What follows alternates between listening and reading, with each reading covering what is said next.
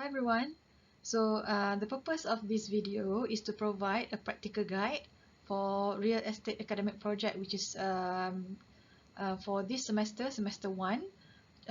You have to submit chapter 1, 2 and 3. So this is especially to help you to prepare chapter 2, which is literature review chapter. So for most of you, chapter 2 is going to be literature review.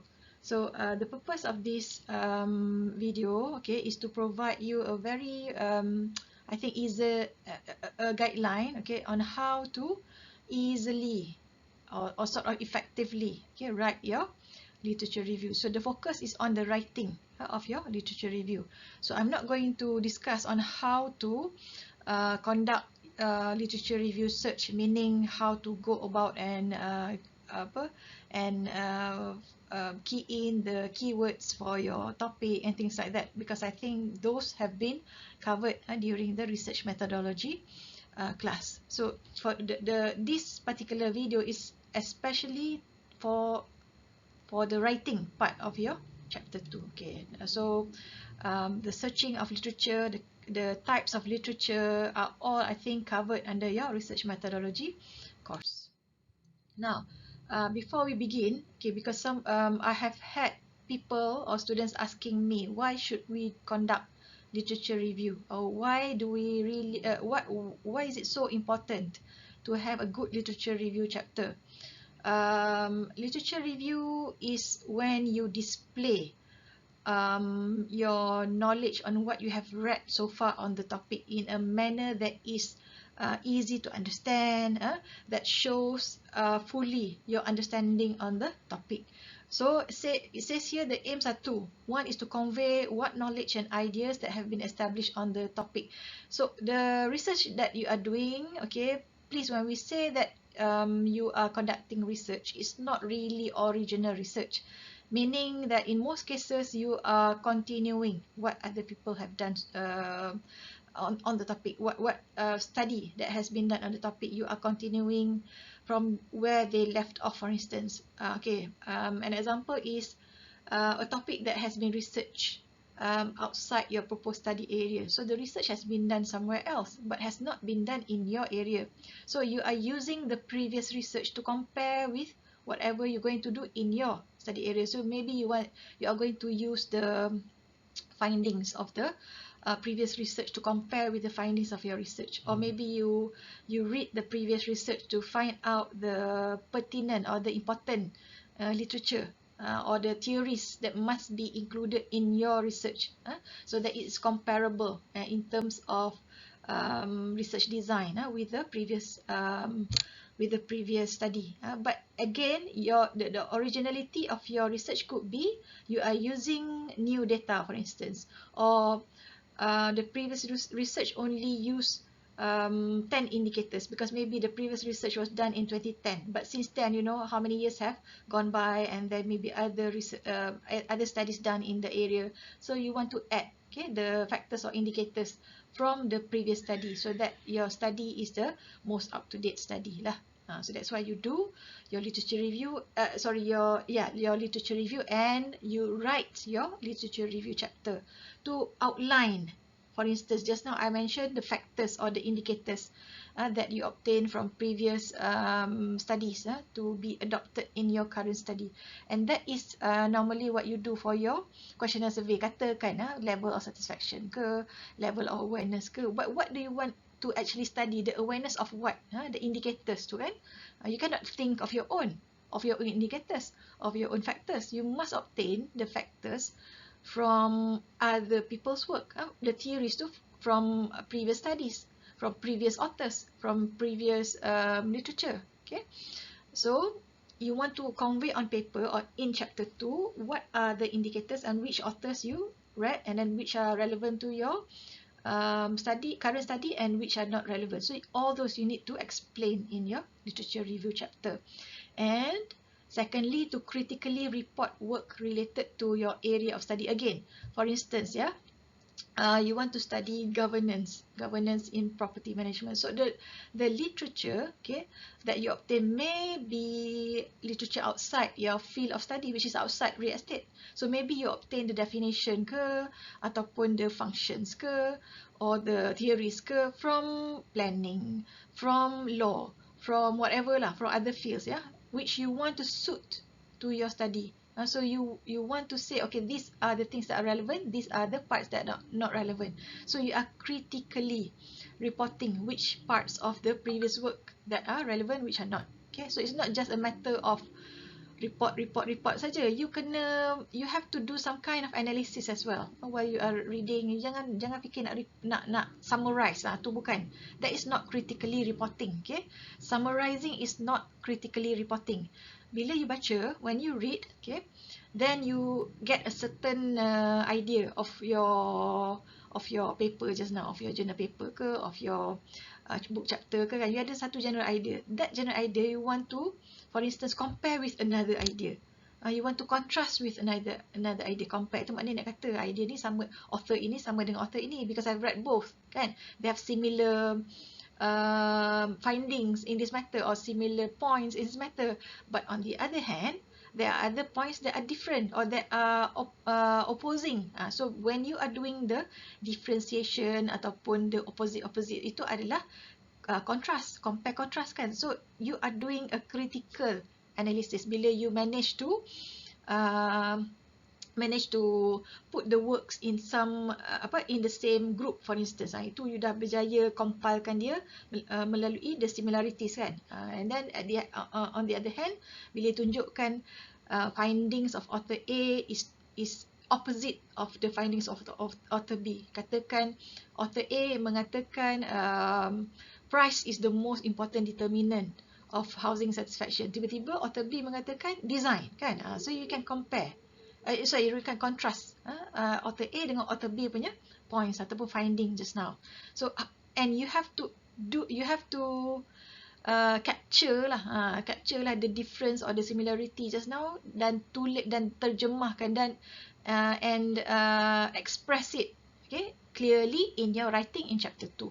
Okay, so bukan semata-mata kita summarizekan A cakap ini, B cakap ini, C cakap ini, D cakap ini. You have to somehow gunakan analisa, use some kind of analysis. As I said before, the easiest one is to compare, maknanya cari similarities, and then you cari the opposite ideas ataupun opposite findings, compare, contrast, and then you express it, you write it in your chapter 2. Now here, so what should your literature review chapter do? Again, yeah, here I put 4 things that are expected in your literature review chapter. First of all, of course, when you have read, okay, you are expected to show your understanding. Okay, you kena melalui penulisan you regarding definitions ke, regarding trends in the topic of study ke, kan. Research sekarang dalam housing is more on the aspect of satisfaction, on the aspect of quality of housing, for instance. Before it was in art. So you tunjukkan you punya pemahaman tu, the development in the topic of study ke, ataupun the current trend ke, the current research hot topics ke, itu. So that can show your understanding in your study area. Okay. The second one is bila you dah baca, when you have read a lot of work, kan, bila baca banyak-banyak kata, there's no limit, there's no katakan minimum number of author. I don't believe in that. Okay, but you have you must read sufficient literature, or you must go through sufficient literature. By the way, literature is not just journal papers. Ada banyak lagi sources. Nanti bacalah apa. I'm very sure Dr. Zairul, you have been taught this in your research methodology. So again, literature is not just journal papers. It can also be newspaper, for instance. Itu pun have to be careful lah.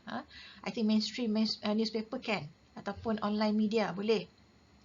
Even YouTube pun can be part of your, or videos, kan, can be part of your literature. Sekarang macam-macam, a lot of sources of literature, not just constrained to the written literature sahaja when you read about it.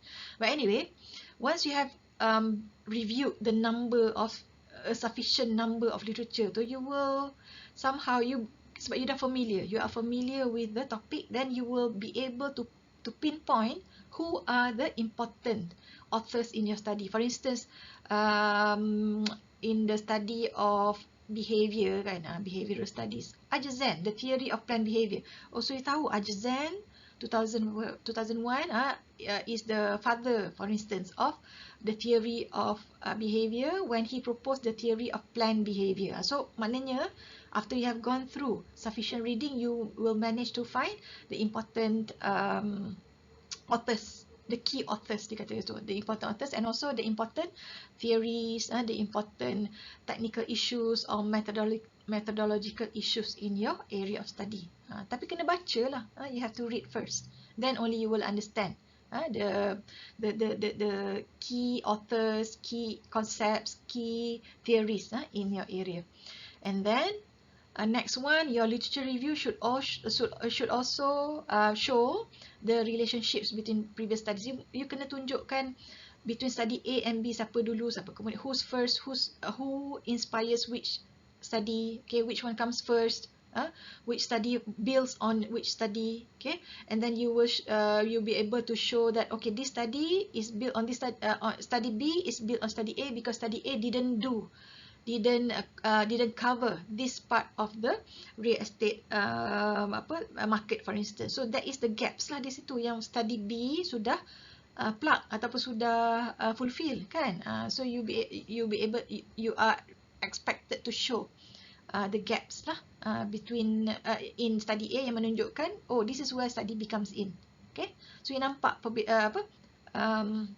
the what do you call it, the role, or is it the role, you be able to show which study fits where, macam tu, dari segi teori, dari segi findings dia, okay. And then you be able also to show, itulah as I said before, if you show study A is lacking in certain areas. For instance, study A dia tak study culture when it studies the house buyer's preference kan, and then you will say itulah limitation study A, and then study B comes in, and then dia fill in the gap, what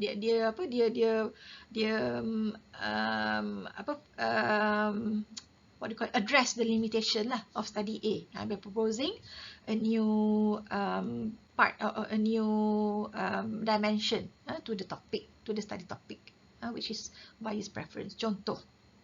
Then finally you have to show how the previous research is related to your study. Sebab ini yang paling penting. Bila you have read enough kan, you be able to show where your study is situated or where your study is located within the body of work. Kita panggil body of work tu maknanya yang dah baca tadi kan, katakan 50, 20 for instance, papers in your study. You'll be able to show, oh, my study is continuing where author A went off, because author A only studied in the context of a developed nation. For instance, dibuat di UK, dibuat di Australia ke. You are continuing in a developing economy, which is Malaysia, ataupun study A dah buat di Malaysia tapi study A was done in Klang Valley. I am doing my case study outside Klang Valley, for instance. So you nampak di situ justification, which is mengatakan study tu dah buat tetapi in your particular context, dalam you punya kawasan study area tu tak pernah dijalankan before. It can be a region, it can be a type of property, it can be macam-macam. So maknanya menunjukkan telah dijalankan sebelum ini tetapi tidak dijalankan dalam topik yang you nak buat. Okay.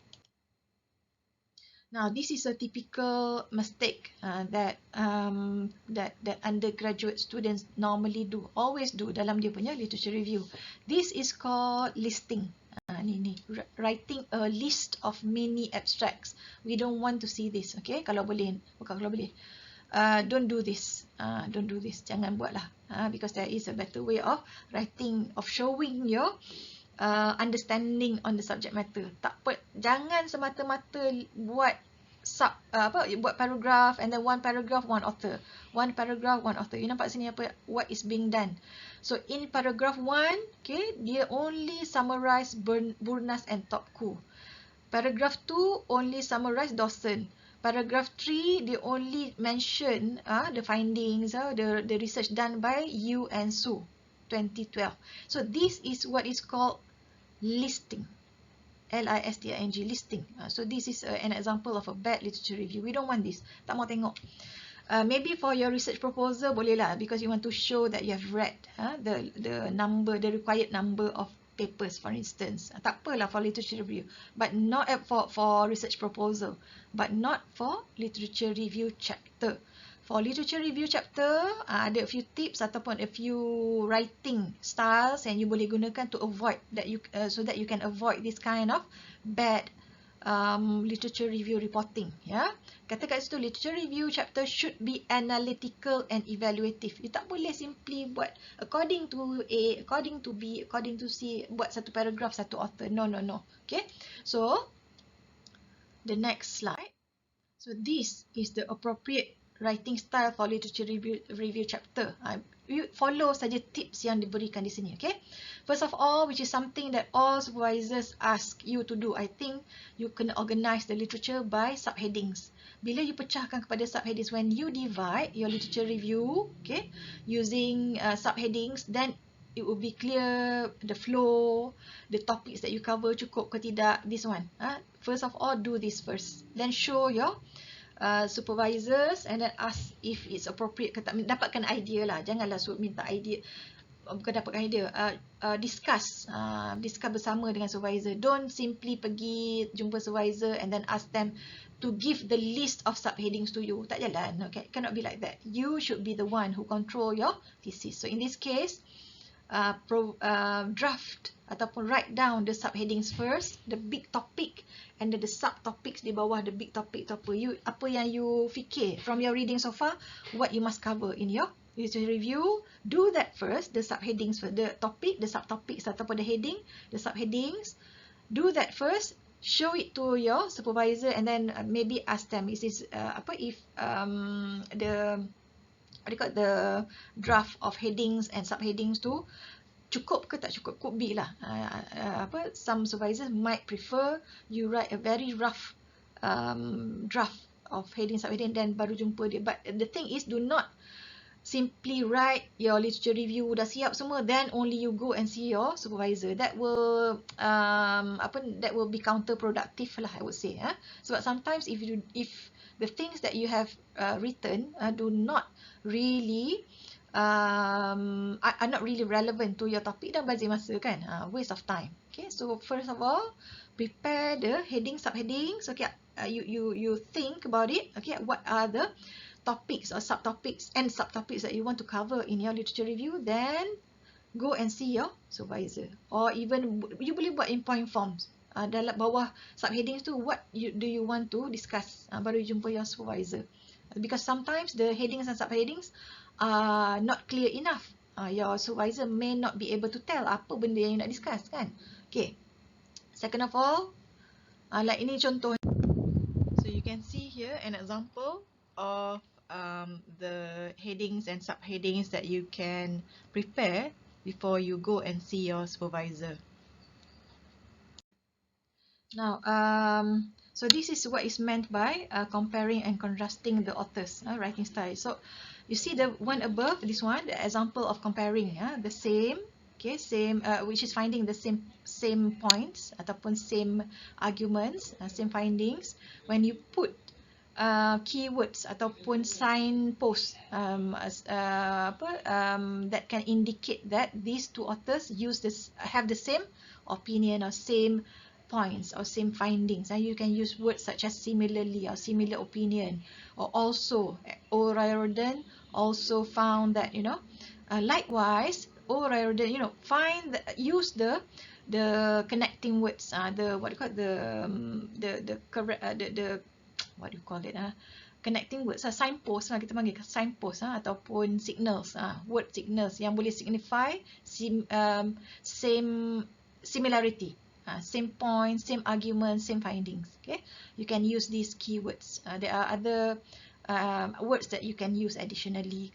Okay, up to you. Okay, then another way is to contrast, to find different opinions, different points, different arguments. So in this case, You see here the first sentence kata night observe da. However, so means there is a contrast there, a different or an opposing point or opposing argument there. So use words such as however, in contrast, nonetheless. So if you use this style, okay, it can show that you are engaged. You maknanya you masuk lah, you understand your topic and you are able to show differences or similarities between authors.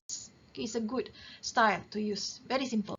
Okay, another style would be to linking, kita panggil linking the literature by finding common themes, findings or arguments. The easiest way is you use one bracket, ni nampak? Use one bracket to put in all the authors with the same argument, same, what do you call it, same findings, same themes, same theories pun boleh. So you see this a lot, especially at the beginning of the paragraph. You see various authors have found that entrepreneurship education influence behavior, entrepreneurship behavior, something like that. So you bagikan semua contoh of the literature that say the same thing. So itulah contohnya when you link the literature. So see here, the first paragraph yang on top tu you can see that these two authors are not two works lah actually. Charles et al ni means ada a number of authors in the paper. Edwards et al pun means a number of authors. You see there. So these two studies dia ada the same idea. How professionals perform reasoning. So that was the topic of the study, ataupun the what the study was all about. And then the second one, the second group of literature, the relationship between reasoning, knowledge and expertise by these authors kan, Boyschuen and Schmidt and Charlene, Jensen, all this. So you can link all this together. Okay, you can see here, okay, writing style which combines all that is good, all the techniques that are good for literature review writing. So you can see here synthesize the literature, which is a high level of writing, okay, which requires you to put in the same sentence. So in this case, the yellow highlighted sentence shows you a synthesis of different authors in the same sentence, in the same statement. For instance, di situ the idea there, it says that Gen Y is tech savvy and connected, kan? Nampak tu, tech savvy and connected. So that's the main idea.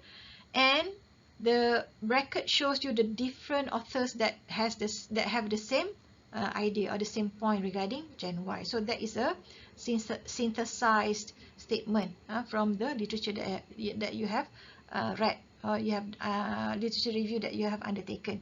The second style or the second way is to synthesize into a paragraph. Okay, a paragraph. Essentially, this paragraph is about Gen Y characteristics. It's all about Gen Y characteristics. So you see there, you have, for instance, where Eisner and Brown are proposing the same idea, which is Gen Y has high moral spirit, patriotic, willing to fight for freedom, sociable, emphasize. Okay, so for this, Eisner said in 2005, and later on by Brown, it shows how you are able to put the two authors, okay, in the what you call, in the timeline.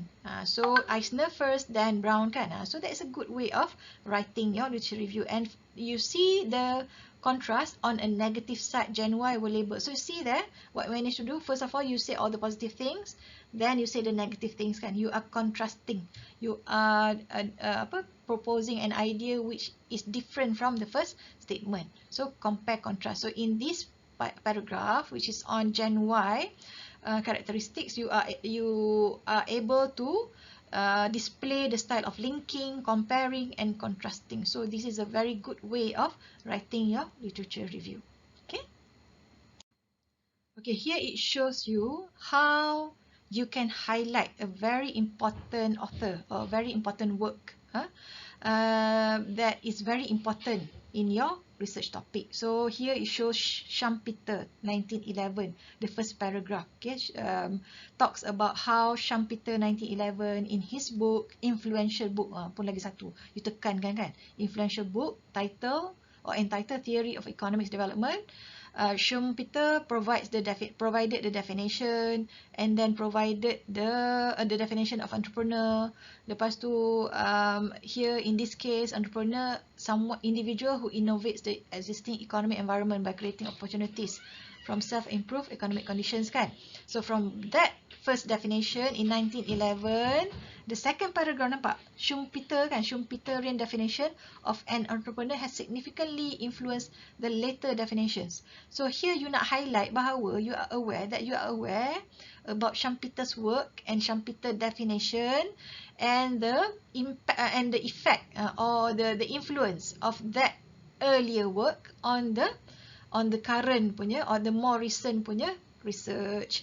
So in that is how you are able. I'm very sure bila you dah baca, when you have read enough literature, enough papers, enough books, you have reviewed the adequate amount of literature, you'll be able to pinpoint dalam topik you, dalam bidang you, siapa punya research yang influential, siapa punya research yang significant, mana yang important. How do you know it? Bila orang quote orang tu, you know. Bila when that author is being cited, when that author is being quoted lah maknanya di quotation, you tahulah bahawa author tu sangat-sangat penting. So you can adopt this style of writing in your literature.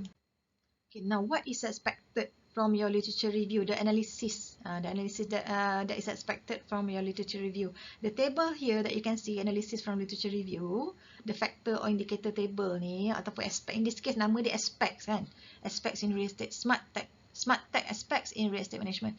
So what is expected for those people who want to do questionnaire survey, for instance kan, you kena buat satu matrix yang macam ni, okay, which shows you on the left, or dia boleh either like the indicator, the factor, the aspects tu can be the first column or it can be the first row. Tak kisahlah macam mana you buat, because sometimes if the authors are too many, you cannot put it in a row kan. Normally aspect tu lesser than the number of authors. So depends on your findings lah. It can be either the aspect tu dibuat dalam bentuk row ataupun dibuat dalam bentuk column, tak kisahlah. But it shows you the different authors yang mana you extract the aspect, the factors, the indicators, you buat dalam bentuk tick.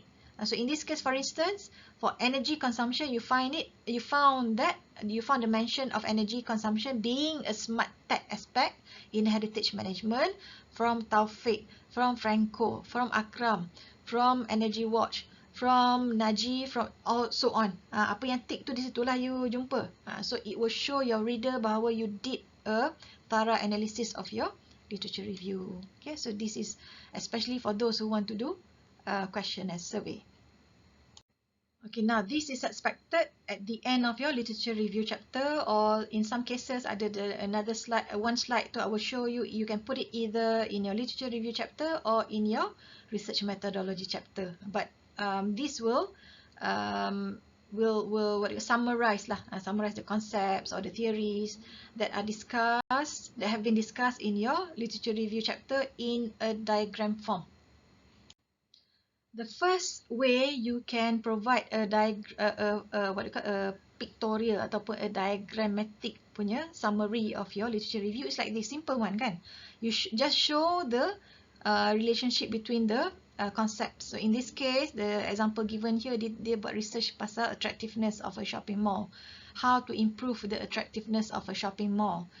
But the study was on how to improve the tenant mix. So dia pergi buat literature review, and then first of all dia kata tenant mix factors tu, all these things, merchandising, location, service, atmosphere, all these things the factors that the student obtained from literature review. But the tenant mix factors ada dia punya determinants ataupun two major things that can influence the tenant mix factors, which is the type of the shoppers akan influence ataupun akan menentukan akan type of shoppers akan menentukan tenant mix factors, type of tenant pun akan menentukan tenant mix factors. Betul lah? Itu result dia kan. So see the flow tu daripada type shoppers dengan type of tenant, yang mana dia go and do literature review to find the factors of type of shoppers, the factors for the type of tenants. Those factors akan influence the tenant mix pula. Tenant mix factors, contoh the 1, 2, 3, the 7, merchandising, location, service, atmospheric, leisure, security, efficiency, will in turn influence the attractiveness. So you must be able to summarize, okay, in a form of framework macam ini. Ini sangat simple because you are not asked at your level to validate ataupun to verify you punya ni. Ini is a matter of korek daripada literature review or extract from literature review and then presenting it in a diagram punya form macam ni. Okay, kalau at a higher level tak cukup. Okay, you will be asked to validate dipanggil ataupun verify. You kena buat some statistical test ataupun you kena validate melalui method lain lah, but not at your level. Okay. Okay. This is how you summarize. Okay, the list of key references that you use is almost similar to the table that we saw before, the table with the ticks, yeah, analysis of literature review. I think that's all that I want to say for this video. Okay, please please keep in mind, okay, that literature review is more than just summarizing, more than just listing. Okay, with that, all the best and good luck. Okay, as I mentioned before, there is a diagram that you can either put here in chapter 2 or you put in chapter 3 in your research methodology because it combines, okay, your concepts with the ROs. In some cases, ini boleh dijadikan sebagai research design juga, but it's quite a simple research design. Okay, so it's in between lah. It's research concept, the conceptual framework plus the ROs you put in place to show where the ROs are achieved. But in this particular case, dimasukkan juga the research method used to achieve the RO. So not just the concepts, but also the ROs and how the research objectives are achieved, aka the research methods. So either here or in chapter 3. Sebab you dah buat, you've done the brief the brief research methodology in chapter 1. That's why you may be able, I tak kata wajib, but you may be able to produce this diagram in chapter 2, at the end of chapter 2, bila dah habis you punya literature review. Okay, all the best from me. Do well in your literature review chapter.